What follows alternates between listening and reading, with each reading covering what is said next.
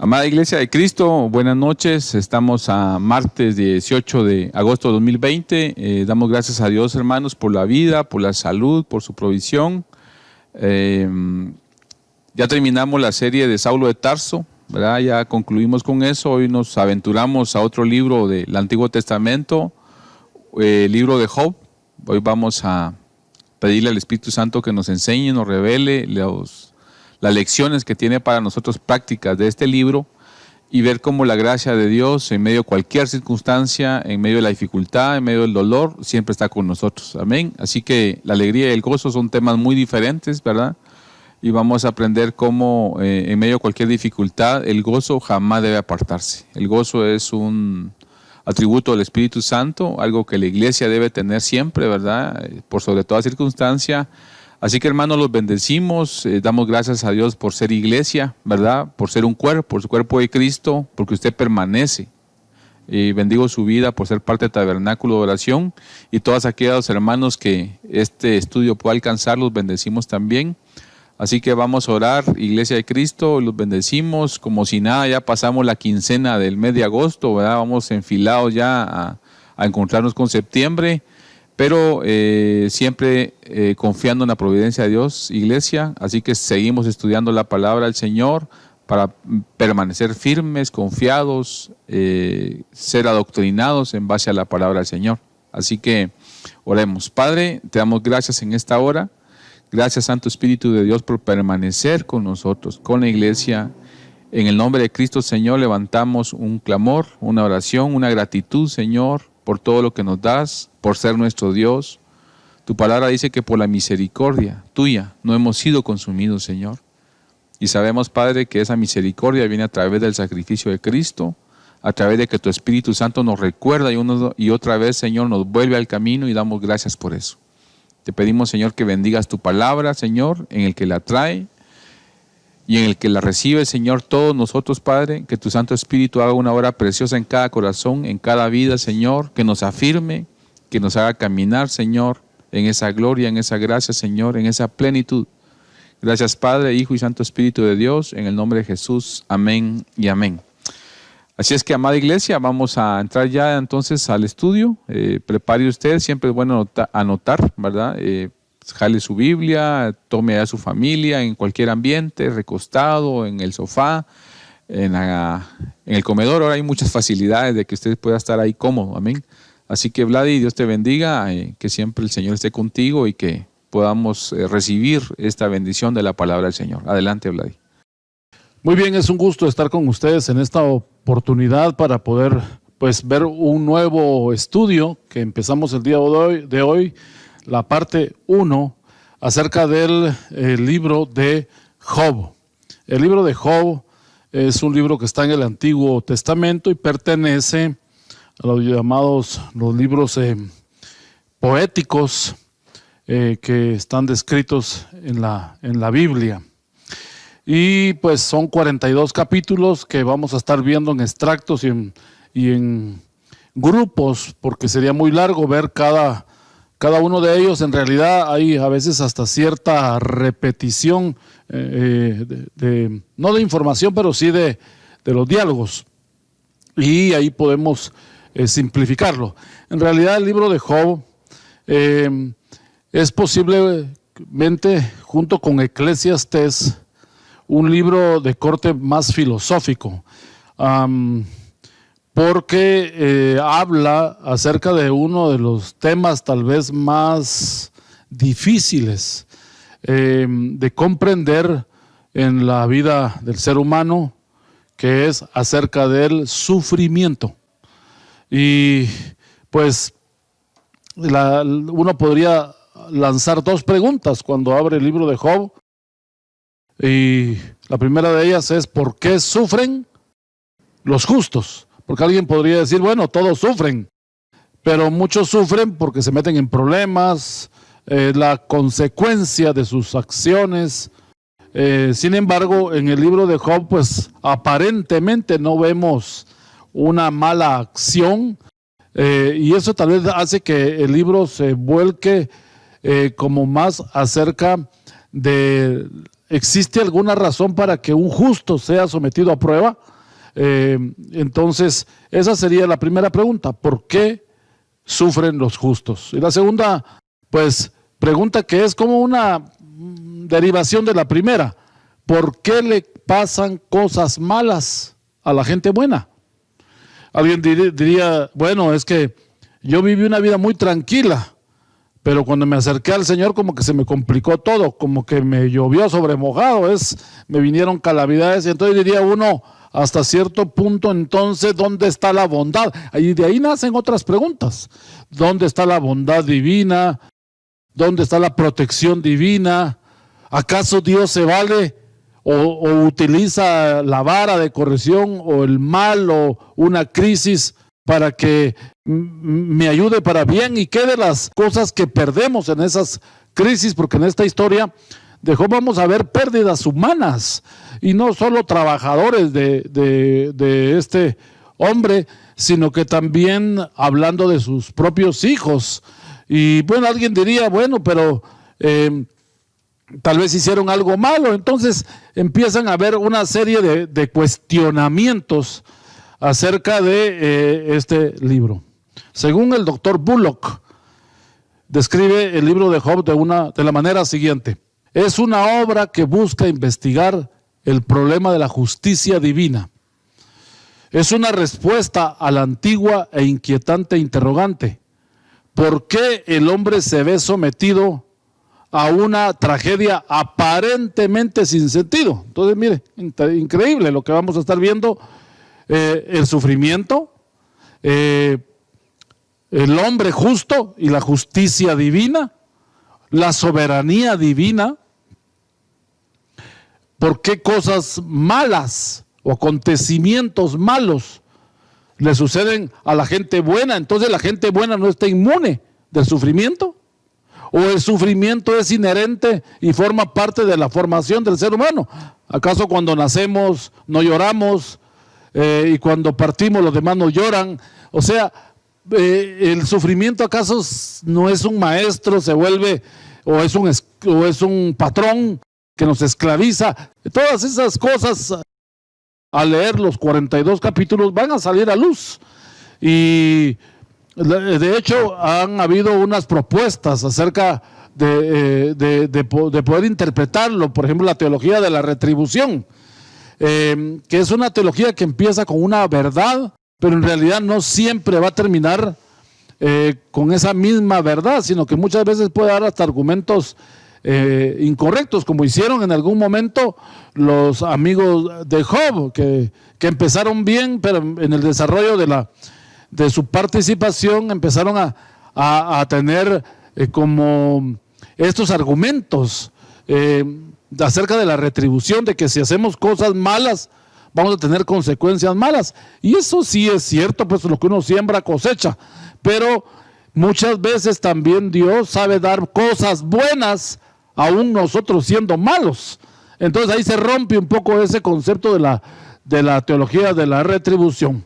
También está otro concepto que muchos han tratado de introducir, que es la teología del sufrimiento o la teología del dolor. Principalmente en el mundo judío, en algunas interpretaciones talmúdicas, han tratado los judíos de dar sus aportes, y realmente muchos de ellos han sido como muy certeros. Muchos han dicho que desde que el hombre dejó el Edén, que era el lugar del placer, de la alegría y la plenitud, a partir de ahí viene sufrimiento y dolor para su vida. La mujer le dijo que habría de dar a sus hijos con dolores de parto, porque no era solo de que como semillas, ¿verdad? Dar a luz hijos, sino que iba a ver dentro de este proceso de dar vida, de reproducción, acompañado de un dolor natural. Entonces ahí es donde vamos a entrar a ver todos estos dilemas. Pero el día de hoy, pues vamos a ver un poco de esta filosofía del dolor, algunas cosas más. Vamos a ver también la poesía hebrea, porque el libro de Job pertenece a los libros poéticos, y vamos a estar viendo esta estructura de la literatura hebrea, cómo logra darnos una luz y una riqueza universal. No tenemos la literatura más reciente hispanoamericana, la literatura europea, pero la literatura ancestral o la literatura bíblica difiere en algunos puntos con respecto a lo convencional y al estilo convencional, aunque algunas culturas paralelas a la historia de la Biblia, principalmente el Antiguo Testamento, eran muy similares a lo que describen los libros poéticos de la Biblia. Y les vamos a ver unas consideraciones generales acerca del libro hasta donde podamos llegar en esta hora de estudio que vamos a tener, y en la siguiente oportunidad pues vamos a empezar a ver ya el motivo de las pruebas, y no, esperamos que usted no se lo pierda, porque vamos a ver por lo menos unas 12 razones por las cuales vienen las pruebas y qué producen o deberían de producir en nosotros las pruebas. Entonces el sufrimiento no hay que verlo como una desgracia, no hay que verlo como el diablo, no hay que verlo como el pecado, la enfermedad es del diablo. Y usted me va a decir, perdón hermano, pero la enfermedad sí es del diablo, pues, o sea, sí y no. Hay algunas enfermedades que vienen porque son un espíritu de enfermedad, pero también hay negligencia en la gente que no se cuida. Tengo un amigo, hermano en la fe, que tenía un problema muy grave de diabetes, y él, pues desafiando el pronóstico del médico cristiano que lo vio, él dijo: mi padre me sana y el Señor me va a ayudar, y comía y bebía las bebidas estas cargadas de azúcares y los postres y todo, y pues posteriormente pues tuvo un problema grave que casi pierde la vida. Entonces también hay sufrimientos ocasionados por nosotros, hay sufrimientos ocasionados por terceros, gente que produce dolor en otro, pero eso, ¿acaso no el amor? Y esto es una parte de la filosofía cristiana acerca de Dios mismo y la teología de Dios, es que ¿acaso no el amor duele? ¿Acaso si no duele el amor no es amor? Es decir, entraríamos en todo ese debate y esa cuestión filosófica, pero lo que sí queremos leer y entender pues es que dentro de todo este marco de enseñanza del libro de Job está Dios con su mano dirigiendo y controlando esta situación, y el ánimo y nuestro deseo con este estudio de este libro tan difícil, tan cuestionado, tan hasta que muchos dicen que es irreal, que no fue cierto, pero es algo que esperamos le deje a usted una esperanza y una convicción de que viva lo que viva, la situación que venga, usted puede estar confiando en Dios. Por eso dice el apóstol Pablo en Romanos 8:28, ¿verdad? A los que a Dios aman, todas las cosas ayudan a bien. A los que conforme su propósito son llamados. Muy bien, veamos entonces la poesía hebrea. Eso es muy importante, y tal vez esta es información que pues tal vez no vale la pena que usted la escriba, solo escúcheme para saber el libro a qué género literario pertenece, porque a veces solo vemos los libros de la Biblia como las historias e información y la unción y cómo Dios en las luchas de la humanidad y el mal, Dios prevalecía. Entonces la poesía hebrea también es muy rica, muy enseña.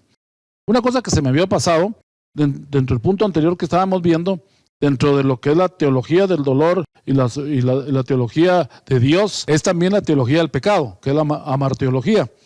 Porque a veces pensamos nosotros que el dolor es como consecuencia del pecado, y esto está dentro de lo que es la teología de la retribución.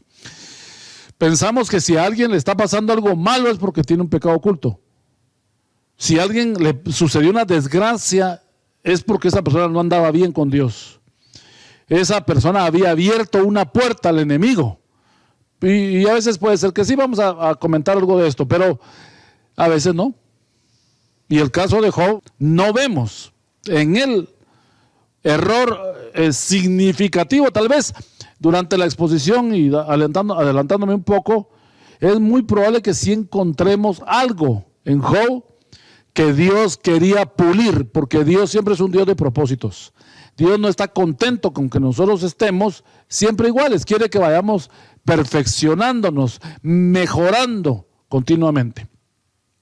Muy bien, en la Biblia, principalmente el Antiguo Testamento, hay 6 libros escritos durante la monarquía. La monarquía es el tiempo de los reyes, ¿verdad? En la edad de oro de la literatura de Israel, durante los días de paz entre los reinados de David y Salomón, fueron escritos estos 6 libros.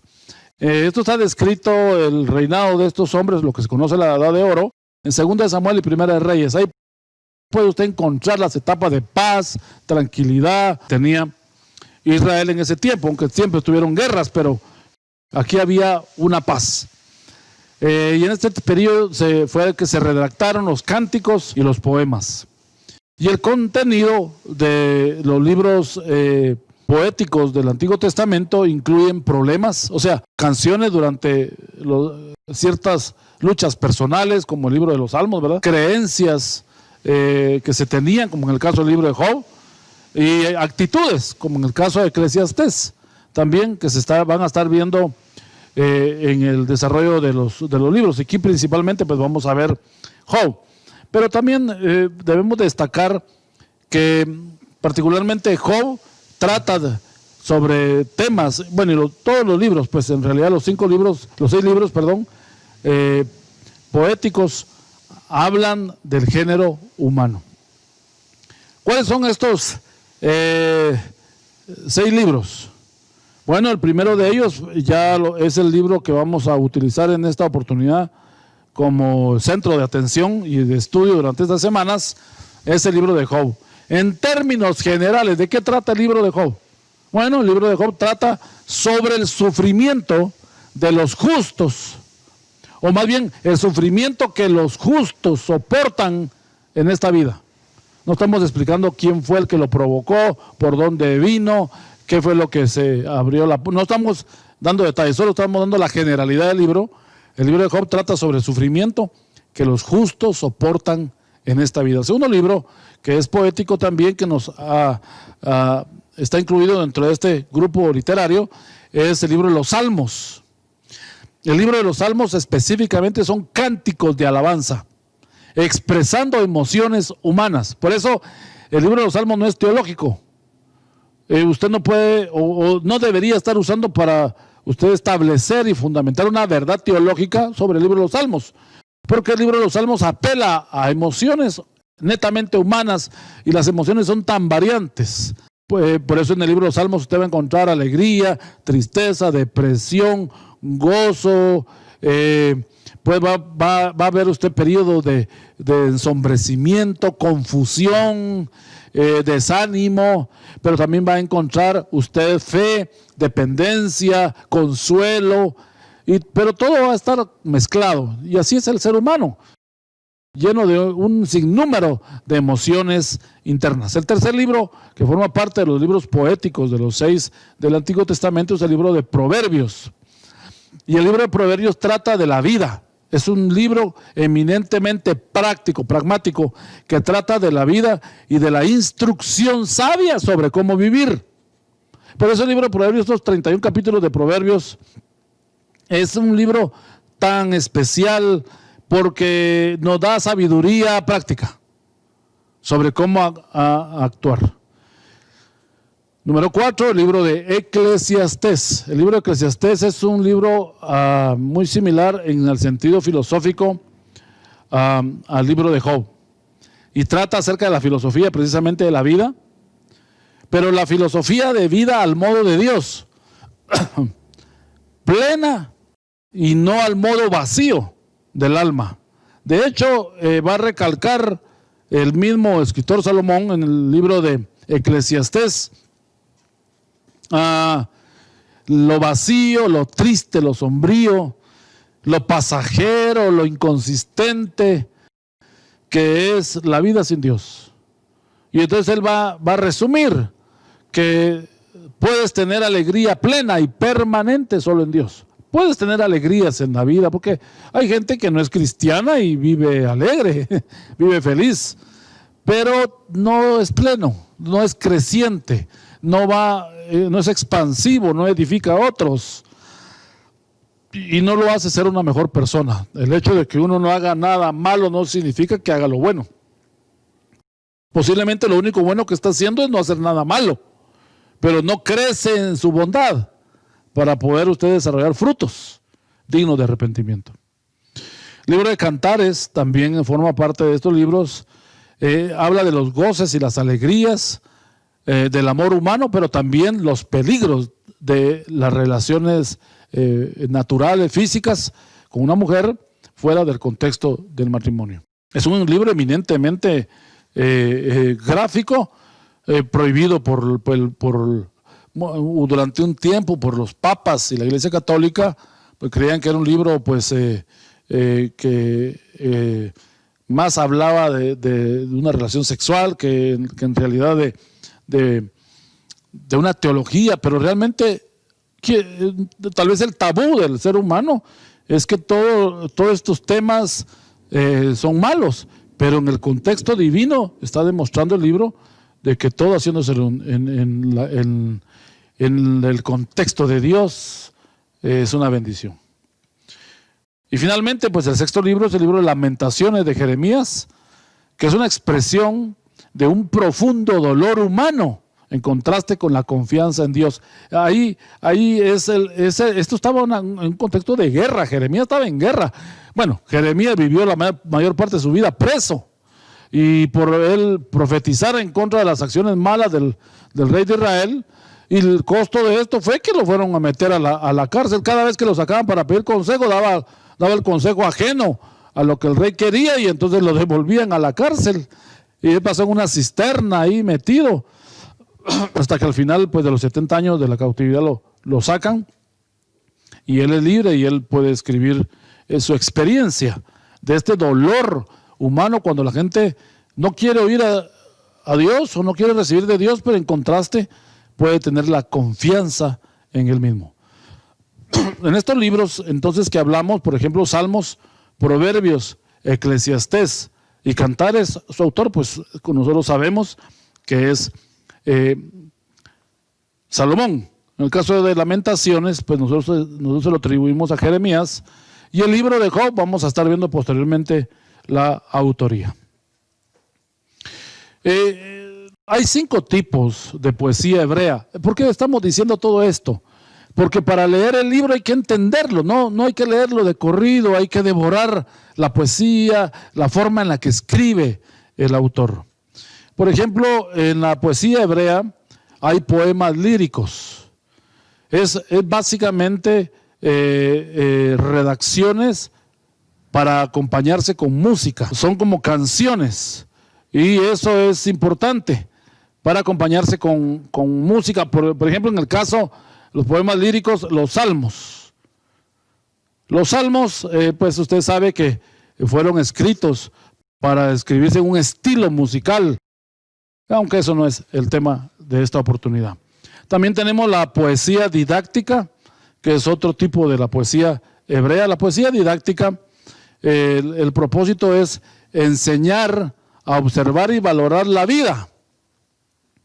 En el caso del libro de Proverbios y Eclesiastés, encontramos nosotros pues ese desafío para que las personas hagan una rectificación, hagan una revisión de sus actos. Por eso los libros de poesía didáctica nos enseñan a que hagamos reparaciones en nuestro curso. El tikkun se llama en hebreo. Número 3, tenemos los poemas proféticos. Por ejemplo, en el caso de Isaías, hay cierta estructura, no narrativa, sino poética dentro del libro de Isaías y dentro de muchos de los profetas mayores y menores, que hablan de poemas proféticos y dan advertencias sobre la forma de actuar ante una crisis X. Está número 4, lo que es la poesía elegíaca, perdón, lo dije mal, elegíaca, la cual registra la tristeza y el dolor humano, como el caso de Lamentaciones, que ya lo mencionamos anteriormente. También están los poemas dramáticos, que comunican ideas por medio del diálogo y del monólogo, similar al drama moderno, en el caso pues ya de Job, y también un poco de Cantares, porque en Cantares, a pesar de que el amor es el que aparece como el centro de todo entre una pareja, también va acompañado de angustia y dolor. Y ahí donde algunos dicen de que el dolor, el verdadero amor produce dolor, porque la ausencia, la tardanza, el no actuar correctamente ante la demanda del verdadero amor, que en este caso es el esposo, ¿verdad? Que toca la puerta, como vemos en el libro de Cantares, y la mujer no abre, y cuando ella va a abrir, el amado ya se fue. Eso es como una decepción. Entonces, el drama humano lleva esas variantes que enriquecen y le dan colorido a una relación. Imagínense, bueno, que no existiera en algún momento, y esto es un poco de la filosofía y la teología del dolor en la Biblia. Imagínense que todo fuera ideal y usted no tuviera alguna discusión, o usted tuviera algún sinsabor, como dicen los rabinos judíos en el Talmud. Dice que una persona se mete la mano a la bolsa y pensando que tenía una moneda, y cuando mete la mano se da cuenta que no había tal moneda, y entonces se entristece. Primero empezó con esperanza y luego termina con decepción, pero todo fue en una acción interna de la persona que pensó. Entonces, en esa filosofía va a haber una serie de ramales que principalmente el judaísmo ha trabajado mucho, y que pues lo que va a hacerle pensar a la persona que no tiene la moneda es en qué la gasté, qué fue lo que sucedió, y si no tengo que trabajar para tener esa moneda en la bolsa.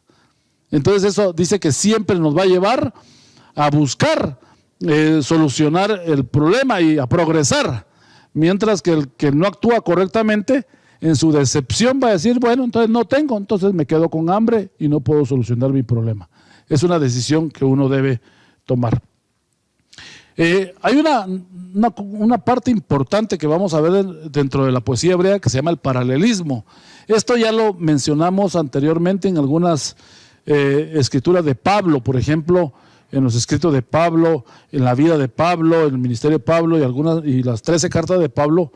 Vamos a encontrar lo que se conoce como paralelismo. Nuestro Señor Jesucristo utilizaba este recurso literario también, aunque él era inspirado por Dios, pero también creo que en algún momento él sabía de que le reforzaba su sabiduría con el conocimiento natural.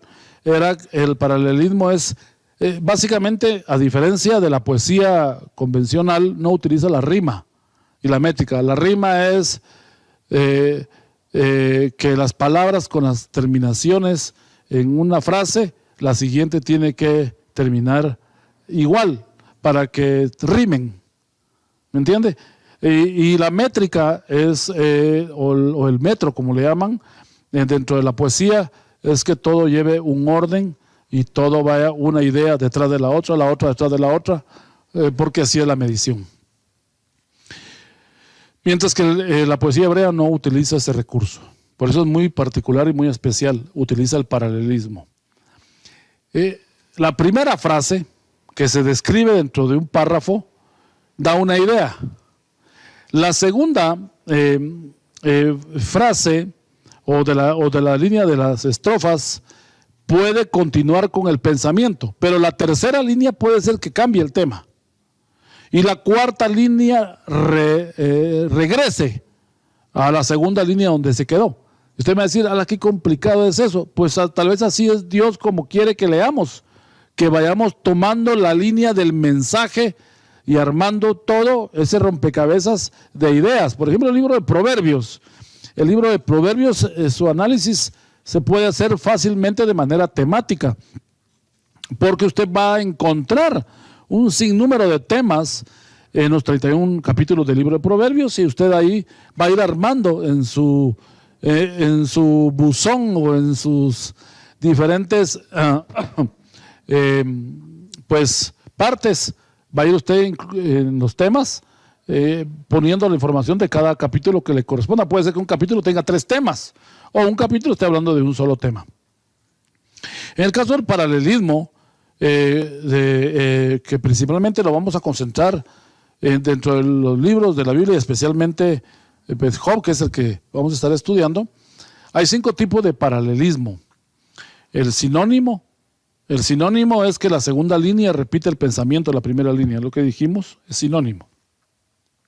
Antitético, el antitético es que la segunda línea contrasta la línea de la primera, la idea de la primera línea. O sea, uno lee la primera frase y no entiende mucho, pero al leer la segunda, entonces ya uno comprende la primera. Eso se llama el contexto. Poder decir, aquí no entendí, pero voy a seguir leyendo. Y uno dice, sí, así es, porque esto amarra con... Entonces, es como que se viera en un espejo, se viera al revés la interpretación. Pues tal vez por eso digo Pablo en algún sentido, no en todo el sentido, pero que leíamos a través de un espejo y no entendíamos. Aunque eso tiene un sentido más espiritual. Está también el tercer tipo de paralelismo que se llama el sintético. Es que la segunda línea de pensamiento dentro del párrafo del libro poético o los posteriores párrafos completan o expanden el pensamiento de la primera línea. Es un desarrollo de información. Está el paralelismo culminante, que es el número 4, que se edifica palabra sobre palabra hasta llegar a la culminación del pensamiento. Por ejemplo, renglón tras renglón, mandamiento tras mandamiento, dice el libro de Isaías. Entonces, renglón tras renglón, mandamiento tras mandamiento, un poquito aquí, un poquito allá. Así dice en cuanto al conocimiento. Entonces, da la idea a través de que por palabras se va haciendo una culminación acerca de la vida de la persona o del mensaje que se quiere dar completo en ese párrafo. Y está el último de los 5 tipos de paralelismo, que es el emblemático, donde se utiliza una metáfora o una similitud en una línea para ilustrar la verdad de otra línea. Vamos a explicar después qué es una metáfora. Pero se utiliza una idea subjetiva, ¿verdad? Y real tal vez, ¿verdad? O símil a lo que se está pasando para ilustrar la verdad de otra línea. Por ejemplo, en el caso de Proverbios es totalmente emblemático porque usa mucho este tipo de forma de estructurar. Por ejemplo, en el libro de Job, encontramos imágenes verbales. O sea, a través de la conversación se crean escenarios. Y eso es muy interesante en el libro. Y de hecho, le voy a ser muy honesto. Por ejemplo, Santiago hace esos escenarios verbales. Por ejemplo, Santiago dice, y si entra un hombre a la iglesia con anillo de oro, un hombre rico, y vosotros le decís, y el líder o el pastor le dice, siéntate acá. ¿Acaso no estás haciendo excepción de personas? Pero eso es un hecho irreal. No es que se haya dado, o posiblemente, bueno, no sé si se dio o no, pero él está diciendo, si viniere, o sea, está hablando en el futuro, entonces no se ha dado. Él utiliza ese tipo de figuras en el caso de Job. Otra cosa que se usa en el libro de Job es las figuras de dicción. Cuando se está escribiendo, el autor utiliza formas de hablar como cierto estilo. Y vamos a ver nosotros en el libro de Job que va a haber mucha ironía. Se va hasta al punto de que la conversación y los argumentos presentados entre los amigos de Job que van a deliberar sobre la situación que está viviendo Job, del diálogo pasan a la crítica, y de la crítica se van hacia el otro extremo donde ellos van hasta menospreciar y hablar hasta peyorativamente en algún momento sobre lo que está viviendo él. Y el mismo Job cae en ese juego. También él va a responderles igual, porque cuando uno está oprimido, uno está triste y alguien viene y lo oprime más, uno le va a responder en ese contexto de opresión también mal, ¿verdad? Porque no lo están ayudando. Entonces eso es algo que vamos a ver nosotros en el libro de Job. Otras formas literarias que vamos a encontrar en los libros poéticos, no necesariamente en Job, por ejemplo, es la disposición acróstica, los acrósticos. En el libro de los Salmos hay un salmo acróstico, que es de las primeras iniciales de la palabra primera del versículo, de ese capítulo que se está leyendo. De cada palabra se va a sacar con ideas que empiezan con las siglas de esa palabra, por eso es acróstico. Hay similitudes, se van a hacer comparaciones entre una cosa y la otra. Metáforas, ya dijimos, una metáfora se utiliza una metáfora para referirse a algo sin nombrarlo. Por ejemplo, se va a decir que alguien está pero sin decir su nombre. Entonces esa es una metáfora. Y también la personificación de ideas u objetos. Tal vez va a sonar un poco aburrido esto, pero realmente yo creo que hay personas que sí les interesa conocer un poco el pensamiento de la poesía hebrea para poder entender el libro. Bueno, la composición literaria del libro. En primer lugar, vamos a ver dentro del libro conceptos históricos. Va a tener un prólogo y un epílogo, un inicio y un final. Y obviamente, como tiene dentro de la composición del libro historia, nos va a hablar de lugares, nos va a hablar de personas y costumbres de una época. No va a decir la época que es, pero sí va a hablar de las costumbres.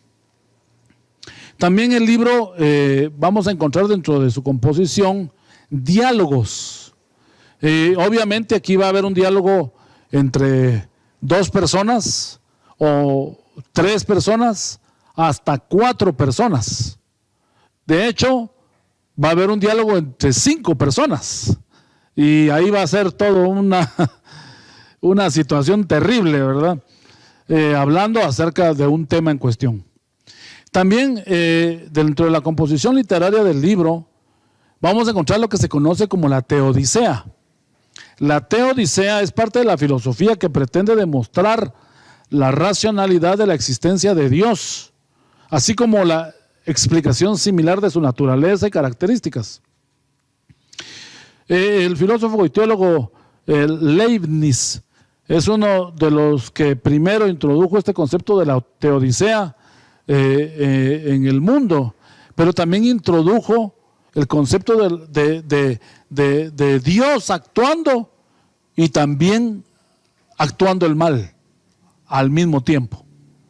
Interesante es esto, y de ahí donde se derivan muchos conceptos seguramente de la teología del dolor y muchos conceptos de la teología del pecado.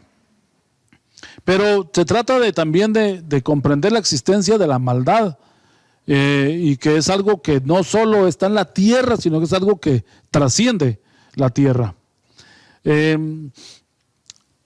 Eso cuesta muchas veces entenderlo, cómo Dios, que tiene control de todo, y Dios que es todo bondad y todo amor, permite que el mal nos llegue y nos lastime, nos afecte. Y en la historia vamos a ver una cuestión tan terrible que por un lado pues puede sonar a una confusión, una contradicción, cuando Dios le da permiso al enemigo, al diablo, para que nos toque. En el caso de Job lo toque.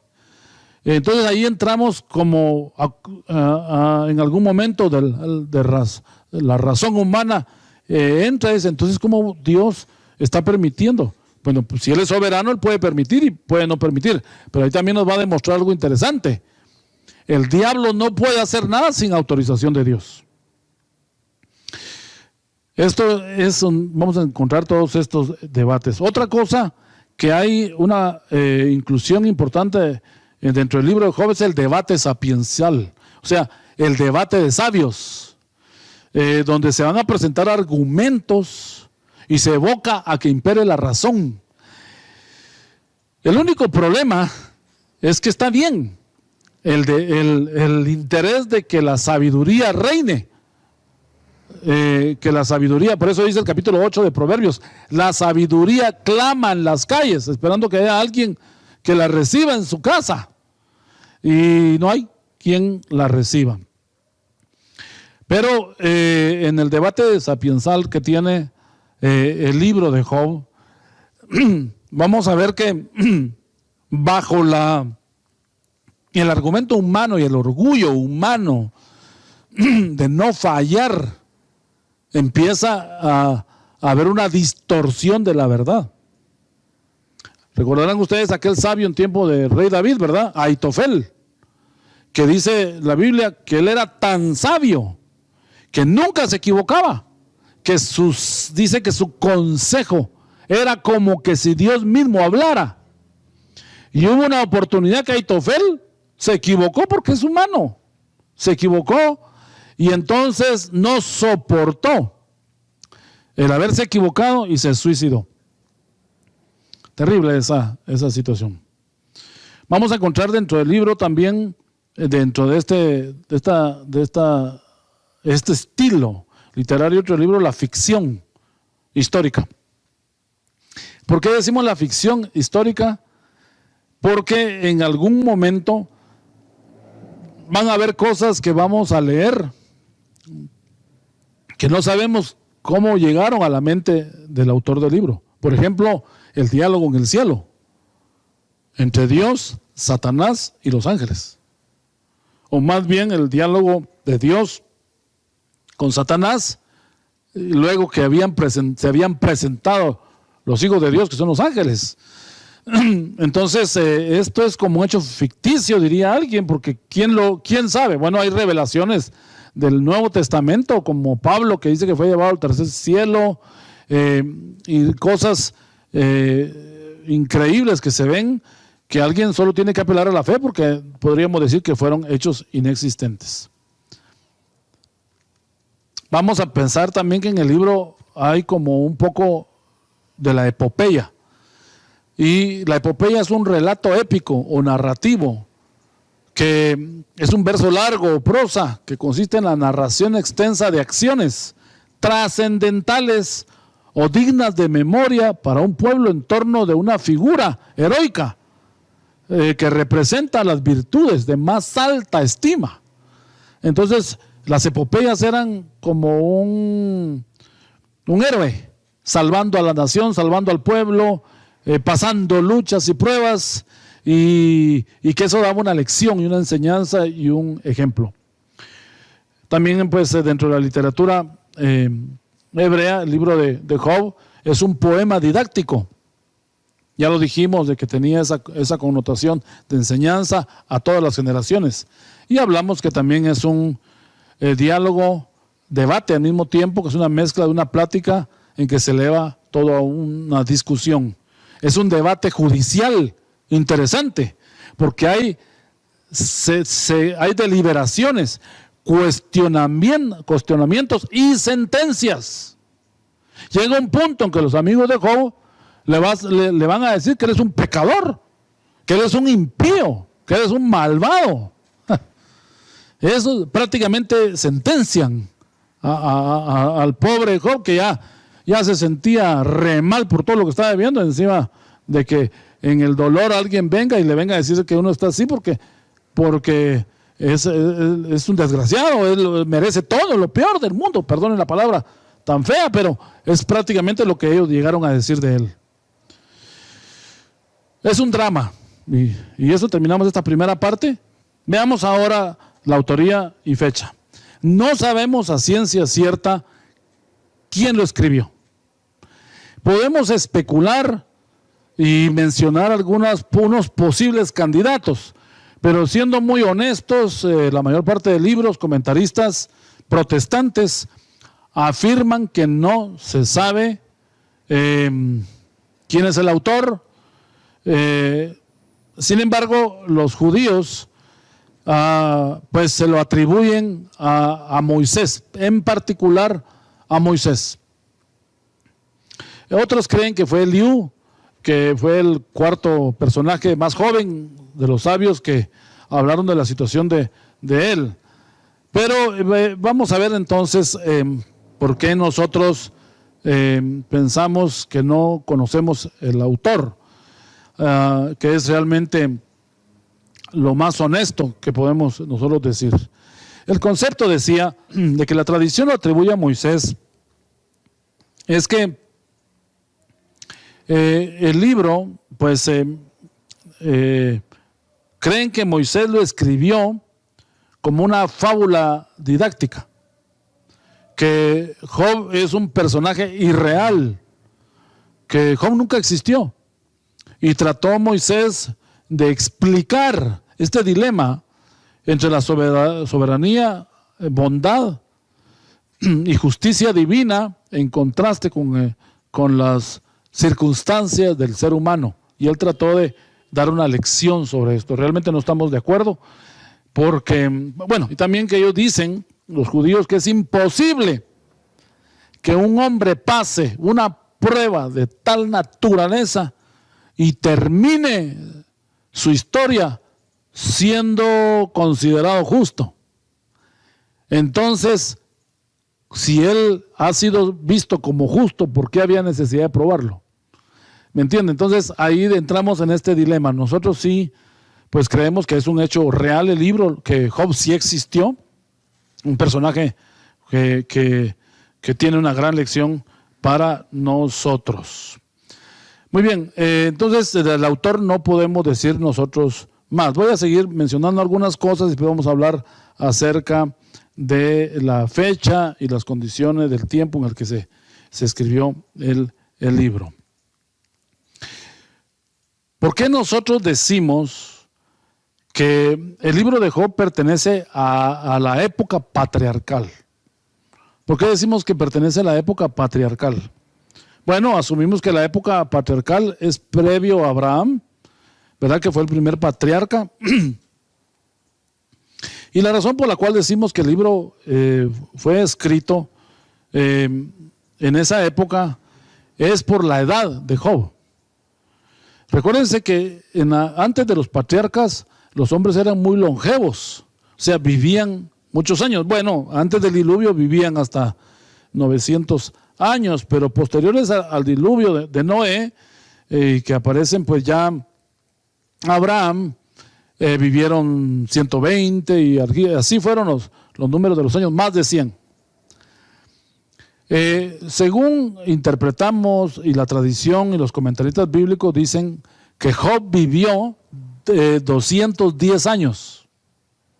Que Job vivió 210 años. Por lo menos en Job 42, verso 16, Job 42, verso 16 menciona que él tenía 140 años después de la prueba cuando engendró los 10 hijos nuevos que tuvo. Si la prueba le duró a Job, y que lo vamos a estar viendo dentro del desarrollo del libro, más de un año, y vamos a explicarlo un poquito más a detalle cuando lleguemos a esa parte, asumamos que entre 1 a 2 años, entonces Job tenía 138 años. Y entonces esto puede darnos a 138, 139 años, ¿verdad? Pero es lo que encontramos aquí en Job 42, 16, que dice que después de la prueba él tuvo 140 años y tuvo a sus hijos. Pero dice, y él todavía vio a sus descendientes hasta la cuarta generación. Una generación más o menos tiene 40 años y era 4 generaciones, era 4 por 4, 16, 160 años. Pero como las generaciones no se cuentan cuando muere el otro, sino cuando dan a luz los hijos, entonces se traslapaban las generaciones. Ahí podemos armar nosotros el pensamiento que habían pasado unos 70 años más entre sus 4 generaciones, que las había visto a esas 4 generaciones y que le había muerto, según lo que mencionan los últimos versículos, con mucha paz, mucha alegría y mucha fuerza de parte de Dios, y terminó bien sus días. Job más o menos con 210 años. Ya estaba terminándose ese periodo de que la gente vivía mucho tiempo, ¿verdad? Y se le fueron reduciendo los años hasta el punto que el salmista dice que los hombres viven 70 y los robustos viven 80 años. Entonces, por su edad, entendemos que si él llegó a tener 210 años, no era la época de los reyes, la monarquía, no era como algunos asumen, que el libro pues fue escrito posteriormente, ¿verdad? Redactado posteriormente. Otra cosa que es interesante es que se cree que él vivió en el año 2010 al 1900 antes de Cristo. Recuerden ustedes que lo que se va acercando al cero del año cero de Cristo, los años se van reduciendo. Recuerden que el Antiguo Testamento tiene 4000 años, más o menos 4020 más o menos de historia redactada en la Biblia. Y entonces ahí se va reduciendo los tiempos, ¿verdad? Al punto de llegar al año cero y ahí empieza el nuevo conteo. Entonces se cree que Job vivió en el 2010 al 1900 antes de Cristo. Imagínense ese periodo de tiempo, más o menos entre Abraham y Jacob. Ese es el tiempo patriarcal. Otra cosa que es interesante, que no pudo haber sido en los días de Moisés, o por lo menos, bueno, si Moisés lo escribió, Moisés tenía que haber puesto alguna información de la ley, pero el libro no habla nada de eso, y lo vamos a ver en estos dos conceptos que vamos a mencionar. Primero, Job era sacerdote de su casa. Era un rasgo de la era patriarcal. Si usted me acompaña al versículo 5 del capítulo 1 de Job, Job 1:5, solo para ver, no hemos entrado de lleno a la carta, pero solo para ver que él era sacerdote. Y aconteció que habiendo pasado en turno los días del convite, Job enviaba y los santificaba a sus hijos, y se levantaba de mañana y ofrecía holocaustos conforme al número de todos ellos, porque decía Job: quizá habrán pecado mis hijos y habrán blasfemado contra Dios en sus corazones. De esta manera hacía todos los días. Esto es una práctica sacerdotal. Ahora usted me va a decir, pero entonces, ¿cómo pueden haber sacerdotes antes? Si hasta en tiempo de Moisés, con los levitas empezó el sacerdocio. Es que el sacerdocio de Leví era ya para una nación y era por linaje de sangre. En cambio, el sacerdocio de antes era según los órdenes. En este caso, pues, recordemos que aquí estaba el orden de Melquisedec, imperando en la época de los patriarcas. Y obviamente Abraham, pues, estaba influenciado por este orden. Y vemos que Job también estaba influenciado por este orden. Y por eso se menciona a nuestro Señor Jesucristo, que es según el orden de Melquisedec, ¿verdad? En el libro de los Hebreos. Entonces, el sacerdocio en casa se ejerció antes de la ley, y esto fue indudablemente en la etapa patriarcal de los padres que guiaban la casa. Bueno, dijimos entonces que es antes de la ley de Moisés, porque no se menciona nada, no hay ningún rasgo que mencione algo del decálogo y de todas las leyes dadas en el Sinaí. No hay ni siquiera de la ley de Moisés, de los profetas, en la discusión de sus amigos. Entonces definitivamente no puede ser posterior a Moisés, sino que es antes de él. Bueno, el libro se vivió entonces en la época del Génesis de la Biblia, el libro Génesis de la Biblia, pero se redacta en el tiempo del rey Salomón. Tal vez por eso existe la confusión, ¿verdad? Con los tiempos. Entonces ya dijimos que el autor es desconocido. Algunos creen que es Eliú y los judíos creen que es Moisés. Nosotros no apoyamos esa posición, pues no sabemos. El autor en todo caso es anónimo. Y el tiempo, que fue el año 2010 al 1900 antes de Cristo, que se desarrolló esta situación que vivió Job. Todo el libro de Job es un año y medio por ahí, no llega a los 2 años que se da el escenario de la prueba de Job. En un año tantas cosas que pueden pasar, ¿verdad? Lo estamos viendo en este año 2020, que cambió la vida para todos, ¿verdad? Igual para Job le cambió la vida en un año de su historia, su perspectiva sobre el futuro. ¿Cuál es la visión del judaísmo? Ya la mencionamos al inicio, sobre el libro de Job. La tradición judía sostiene que la imagen de Job fue concebida por Moisés para ilustrar un problema, básicamente un problema. Ellos dicen el libro es un cuento. Los rabinos parten del principio que en el libro se presenta a Dios como un Dios vengativo, como un Dios traicionero, dicen los rabinos en el Talmud, que apuesta, porque dice, no has considerado a mi siervo Job, le dice el diablo, está apostándole a Job, que no hay nadie como él. ¿Quieres probarlo? Pruébalo, no le quites la vida, pero pruébalo. Eso suena como que Dios está jugando con la vida de Job. Entonces, por lo tanto, el libro solo se tiene incluido como una fábula, según los judíos. Que Dios apuesta y entrega a sus hijos para probarlos al azar, a cualquier precio, aún a la costa de perder su riqueza, su salud, porque Job pues se enfermó, y perder a su familia, solo porque Dios lo quiere probar o quiere dar una lección. Imagínense, ellos lo interpretan como que no tiene sentido esto. Que Dios no es ético. En el libro se presenta a Dios que no es ético, porque no es necesario pasar por un infierno para que alguien aprenda una lección de vida, porque las heridas dejan huella y nadie puede soportar todo esto al mismo tiempo. Nadie. Por eso el diablo le dijo que él no iba a pasar la prueba, y él solo por interés seguía a Dios. Le dice el diablo a Dios. Miren, estoy mezclando un poco la información del capítulo 1 y el capítulo 2, que vamos a ver a detalle la próxima semana, pero que sí es importante que nosotros entendamos estas cuestiones. Ahora, ¿quién era Job? El personaje central de esta historia. Su nombre en hebreo es Iyov. Tiene dos significados, porque las palabras hebreas tienen una facilidad, se pueden leer de izquierda a derecha, derecha a izquierda, y hacerse como órdenes internos, como códigos ocultos dentro del nombre, y jugarse. Pero tiene dos significados. Uno de ellos es odiado, según la interlineal en hebreo, significa odiado. Es una raíz que es odiar o enemigo. No sabemos si este significado viene porque el diablo lo consideraba un enemigo y el nombre pues revelaba que iba a ser odiado por el mal, pero tal vez sí, pues en ese sentido puede tener como una connotación cuando se habla de que enemigo es como una derivación del significado del nombre de Job.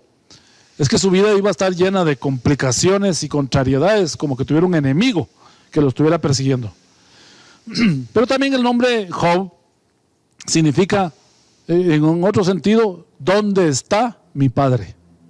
¿Dónde está mi padre? Y suena como un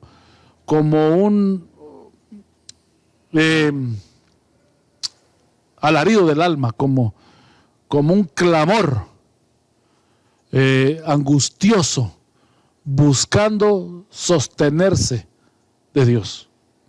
Y es de ahí donde tomamos la idea del nombre de Job, que significa ¿dónde está mi padre? En otra transliteración del hebreo, en la palabra Job, ¿dónde está mi padre? Y creo que posiblemente esa es una pregunta que puede darse cuando vienen periodos largos de prueba donde Dios calla y uno dice ¿dónde está? ¿Qué pasó? ¿Qué podemos hacer cuando Dios calla en una prueba? Porque si usted mira en todo el libro de Job, y no lo vamos a analizar a detalle, pero todo, hasta el capítulo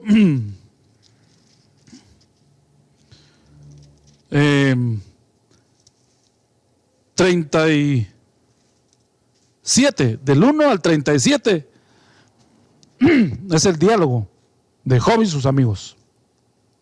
Bueno, el capítulo 1 habla de su familia y su prueba con Dios, ¿va? Pero el capítulo 38, ya Dios responde, ya Dios entra en escena. Y solo vemos nosotros del 38 al 41 que Dios habla. O sea, realmente la intervención de Dios es un 20%.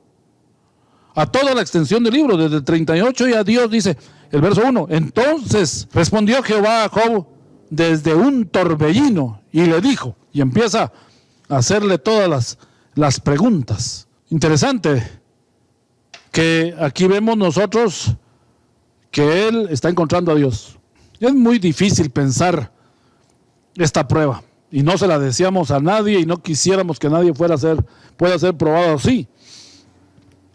Pero pues eso no niega la posibilidad de que, o la razón de que Job sí sea un personaje histórico. Si usted lo quiere encontrar en Ezequiel capítulo 14, acompáñeme. Vamos a ver en el profeta Ezequiel capítulo 14, versículo 14. Aquí es mencionado Job por el profeta Ezequiel. Si estuviesen en medio de ella, o sea, cuando la tierra pecara y todo, pero en esa tierra estuvieran estos tres varones, Noé, Daniel y Job, ellos por su justicia librarían únicamente sus propias vidas, dice Jehová el Señor. Luego vuelve a narrar la misma descripción en el versículo 20. O sea que dice, y si estuviesen en medio de ella, otra vez, Noé, Daniel y Job, vivo yo, dice Jehová el Señor, no libraría a hijo ni a hija, ellos por su justicia librarían solamente sus propias vidas. Entonces aquí vemos de que si está diciendo Ezequiel que dos personajes históricos como Noé y como Daniel, que tienen la certeza que existió y lo están poniendo en esta lista de personas que por su propia justicia podían haberse librado su vida, incluyen a Job, entonces no están poniendo un personaje ficticio a la par de dos personajes reales. No tendría sentido, porque no vale la pena comparar una imagen literaria inexistente como base para un hecho histórico. También encontramos en Santiago, en el Nuevo Testamento, el hermano de Jesús lo menciona acá en Santiago, capítulo 5, versículo 11. He aquí tenemos por bienaventurados a los que sufren. Dice, ¿habéis oído de la paciencia de Job? Y habéis visto, dice, el fin del Señor, que el Señor es muy misericordioso y compasivo. O sea, está diciendo, bienaventurados los que sufren. No está diciendo un personaje que no existió, sino está diciendo alguien que existió y soportó. Pero hay algo interesante que tal vez no lo menciona en ningún otro libro, su paciencia. Quiere decir que la paciencia se vuelve un fruto del Espíritu que nos ayuda en las tribulaciones. El saber esperar. Porque en las largas esperas pueden salir otras motivaciones. Y vamos a ver eso en la próxima semana, las razones por las cuales viene la prueba y el fruto que produce estas batallas tremendas. Entonces, vemos acá en dos escrituras, una del Antiguo Testamento fuera de Job, ¿verdad? Del libro con su propio nombre, y el libro de Santiago en el Nuevo Testamento, que certifican que este personaje existió. Bueno, la introducción entonces para la siguiente semana es esta, el tema del libro. Luego lo vamos a mencionar ahorita, el tema del libro. El tema del libro, dentro de muchos, es los problemas nos empujan al trono. Los problemas nos empujan al trono. Dios puede darle un rotundo giro a las contrariedades que nos acosan, a las injusticias, a las dolorosas demoras e incluso a los conflictos de nuestro pasado, para que obren en nuestro favor. Interesante que el libro, pues lo vamos a dividir, y con esto pues terminamos esta parte. La división del libro. El libro consta de 5 secciones que vamos a verlo durante el desarrollo de la exposición de las siguientes semanas. Primero que nada vamos a ver el prólogo. El prólogo está en el capítulo 1 y el capítulo 2. Vamos a ver un poco la historia, donde vivía, y vamos a ver su situación que vivió, la desgracia que vivió, y vamos a ver, acompañado de esto, pues también cuando al mismo tiempo que se está dando la circunstancia en la tierra, vamos a ver un diálogo en el cielo. Entonces, aquí hay dos escenarios en el libro, uno en la tierra y uno en el cielo. Y eso vamos a estarlo entendiendo nosotros durante la exposición del libro. Quiere decir que cuando estamos en una prueba, vamos a vivir los dos escenarios. La prueba es en la tierra, pero hay una encrucijada, una lucha que se está librando en los aires, en los cielos. Número 2, vamos a ver 3 discursos de Job y sus amigos Elifaz, Bildad y Zofar, desde el capítulo 3 al 31. Es muy extenso y solo vamos a tratar la manera de mencionar lo más significativo, porque también sabemos que mucho de esto que estamos viviendo, esta pandemia, esta escasez, aún pérdida de seres queridos, falta de trabajo, incertidumbre del futuro, la nueva normalidad y todo eso, que nosotros cuidándonos de la zozobra, todo más caro ahora, las situaciones difíciles, el transporte, las oportunidades de trabajo y todo eso, nos puede ayudar este libro a comprender que necesitamos ciertos atributos que obtenerlos para poder pasar esto mejor. Y esa es la idea de poderle compartir este libro para que sea alcanzable, para que sea práctico para usted. Y estos diálogos que se van a dar van a tomar diferentes formas y vamos a ver el consejo humano, la interpretación humana sobre el pecado. Tan importante es detectar la enfermedad como asistirla, la recuperación del enfermo. Cuando una persona peca, es una cosa, y nosotros logramos detectar el origen del pecado. Pero viene el proceso de restauración, y el proceso de restauración es tan importante como detectar la enfermedad. El acompañamiento, la consejería, la asistencia, el establecimiento, la administración y el amor de Dios, la aceptación, dar el tiempo, buscar a Dios a través de los recursos en oración, ayuno, lectura, apartamiento del pecado, llegar al punto que el pecado duela, pero también nos haga buscar a Dios. Entonces, esos son los escenarios que vamos a estar viendo en cuanto al consejo. Y tal vez nos vamos a sentir en algún momento hasta nosotros como identificados con algunos estilos de consejos, y a ver si no de repente algún consejero le habló así a usted, de los 3 amigos de Job, que empezaron bien pero terminaron mal. La otra parte que vamos a ver en la tercera parte o la tercera sección del libro, vamos a ver el diálogo entre Job y Eliú, que era el consejero más joven, o su cuarto amigo, que está en el capítulo 32 al capítulo 37. Y vamos a ver el discurso de Dios desde el torbellino, del capítulo 38 al 41, donde Dios le va a hacer un examen privado a Job y le dice: tú lo sabes todo, tú sabes todas las cosas. Bueno, te voy a hacer 88 preguntas, siéntate y me las vas a responder todas. Seguramente Job perdió el examen privado y salió hasta avergonzado. Y se dio cuenta que su sabiduría era nada comparada a la soberanía y a la sabiduría de Dios. Y el cierre es el epílogo, capítulo 42, donde habla de su restauración, su restitución. Por eso existe la teología de la restitución, ¿verdad? Mal concebida en algún momento, porque alguien diría: Dios necesariamente me tiene que dar bueno después de que pase una prueba. Él está obligado a indemnizarme.